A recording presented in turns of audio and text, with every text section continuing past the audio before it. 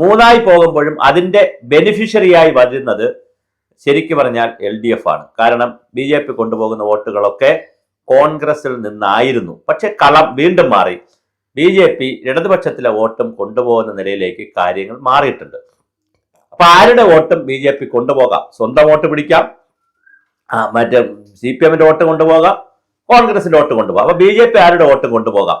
അപ്പോഴുള്ള മറ്റൊരു പ്രശ്നം, BJP-യിലുള്ള എല്ലാ വോട്ടും അവർക്ക് നിലനിർത്താൻ കഴിയുന്നില്ല എന്നൊരു പ്രശ്നവും കേരള രാഷ്ട്രീയത്തിലുണ്ട്. അവരുടെ വോട്ട് മറ്റുള്ളവർ, അപ്പൊ ക്രോസ് വോട്ടിങ്ങിന് വരുന്ന ഒരു തെരഞ്ഞെടുപ്പാണ് ഇപ്പോഴത്തെ തെരഞ്ഞെടുപ്പ്. ഈ തെരഞ്ഞെടുപ്പിന്റെ ഏറ്റവും വലിയ പ്രത്യേകത എന്ന് പറയുന്നത് LDF തന്നെയായിരിക്കും വീണ്ടും മുന്നിൽ വരാനുള്ള എല്ലാ സാധ്യതയും കാണുന്നത്.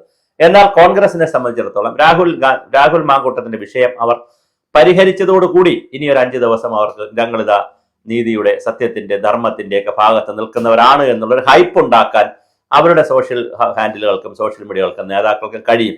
ഇതൊരു 2 ആഴ്ച മുമ്പേ ചെയ്തിരുന്നെങ്കിൽ കുറച്ചുകൂടി സമയം അവർക്ക് കിട്ടുമായിരുന്നു. പക്ഷെ അങ്ങനെ പോയിട്ടില്ല.